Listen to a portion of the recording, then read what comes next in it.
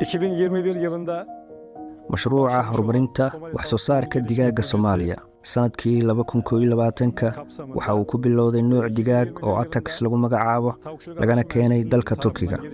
Halkan jaamacadda Zamzam ayay ku koreen, wax soo saar wanaagsan ku yeesheen, isla halkan ayaana laga soo geeyay. Waxaan hadda u gudubnay wejigii labaad ee mashruuca, annaga oo keenay mashiinadii loo baahnaa ee fiiqayay ukumaha. mashruucan waxaa iska kaashaday jaamacadda Zamzam iyo hay'adaha IHH iyo Tika, kaas oo anigana aan ka ahay la taliye.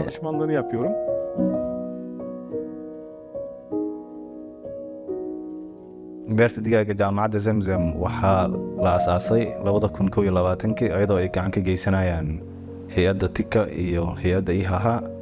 2021 waxaa la keenay jiiljiila laga keenay waddanka Turkiga oo cargo la soo saaray. jiiljiilahaas wuxuu ahay 1200 oo xaba ayaa la keenay. 5 bil oo ugu horeysay ay ka gaaraysay ilaa kun ay soo saartane waxaa gaaray 1000 xabo. nooca la keenay waxaa loo yaqaanaa nooc lagu hormariyay waddanka Turkiga oo loo yaqaan Atax. 1000kaas xabo waxay soo saaraan ku dhawaad 800 ilaa 900 oo kun ay dhiil soo saari jireen. kaasi wuxuu ahay marka feeska koowaad ee projectiga jaamacadda iyadoo marka la kaashanayso hay'adda Tika iyo IHH waxay fulisay mashruuca wejigiisa labaad.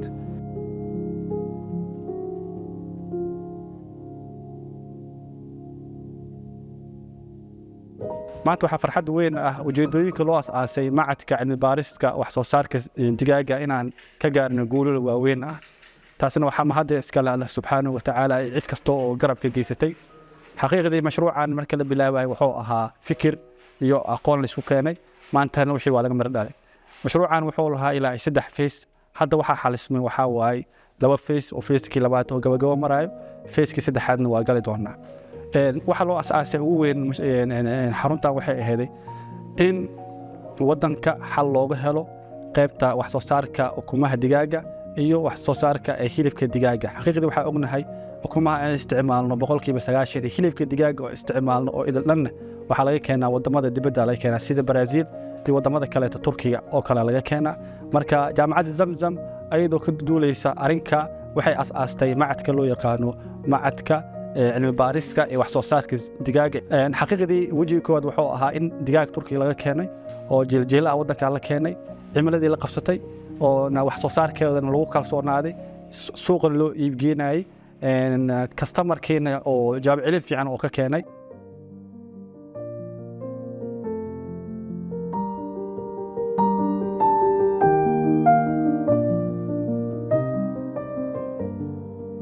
mashruuca wejigiisa labaad waxaa la keenay 7500 oo kun. markii lagu xariinay mashiinka loogu talagalay in lagu huuriyana waxaa mashiinka la geliyay 7315. inta soo hartayna waxay ku hartay in maadaama cargo lagu soo qaaday dhaawac ay gaareen.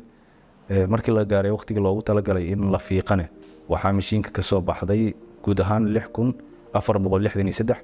6463daas xabo waxaa loo qaybinaa 2 qayb oo kala ah in digaag qayb naqatay iyo diiq qaybtan ay naqatay. annaka waxaan danaynaynaa waxay ahayd inaan helno digaag yacni dooro samayn karto ukun.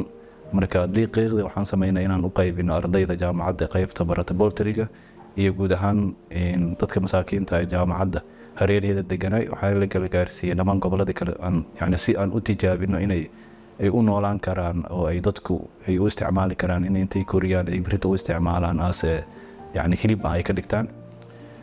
markii aan fiirino tirada soo baxday ayadoo ukunta la soo saaray cargo oo ay soo qaadato oo ilaa Turkiga ilaa inta la keenay, tirada soo baxda hadaan fiirino waxaan fahmaynaa in sax ahaanshaha ama percentage-ka lagu guuleystay uu yahay 86. guud ahaan waxaa loogu talagalay machiniska midka lagu huuriyo inuu soo saaro percentage-ka ugu fiican oo soo saari karo waa 85 ilaa iyo 90. marka maadaama 86% aan soo saarnay waxay taas ka dhigan tahay in yani meesha ugu fiicneed iyo heerka ugu fiicnaa inaan jaamacaddu ay soo saarto ay ku guuleysatay.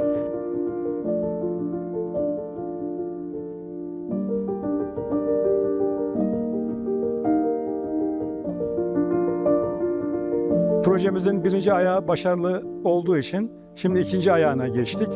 Türkiye'den getirmiş olduğumuz mashruucan wejigii koowaad maadaama uu guulaystay wejiga labaad in ka badan 7,000 oo ukun ah ayaa halkan lagu fiiqay annaga oo isticmaalayna mashiinno casri ah. halkan ayaan ku korinaynaa ilaa heer ukumo ay dhalaan.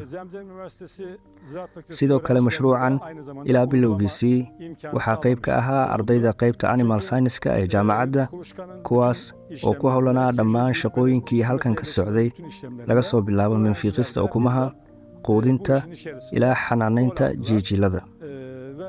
marka laga soo tago in ay guul ahayd in mashruucan guulaystay, waxaa kaloo macno lahaa in ardayda kulliyadda ay ka heleen waayo aragnimo la xiriirta wax soo saarka digaagga. waxaan uga mahadcelinayaa maamulka jaamacadda Zamzam inaan ka helnay wax kasta oo aan uga baahanay si mashruucan uu u guulaysto.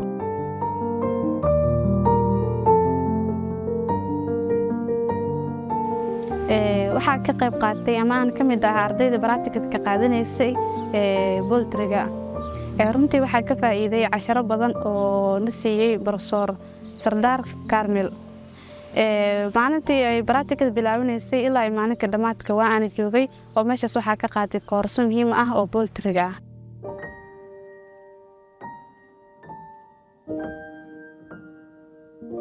waxaan uga mahadcelinaynaa macallinkan kala qayb qaatay oo ah associate professor Dr. Sardar Kamalni oo bil ku dhawaad ka badan 40 maalin la joogay, gacantana ku hayay, tababarna siiyay ardayda barat qaybta boltriga iyo shaqaalaha ka shaqeeya qaybta boltriga. waxaan rajaynaynaa insha Allah taala inaan phase-ka saddexaad ee projectiga inaan sanadkan gudihiisa guda galno, kaasoo ah inaan markaan keenno dooro oo si farcamayso. markii koowaad wuxuu ahaa kaliya in la keeno jiil nool, markii labaad waxaan u gudubnay inaan keenno ukun oo aan inta ku huurino oo aan ku fiiqno.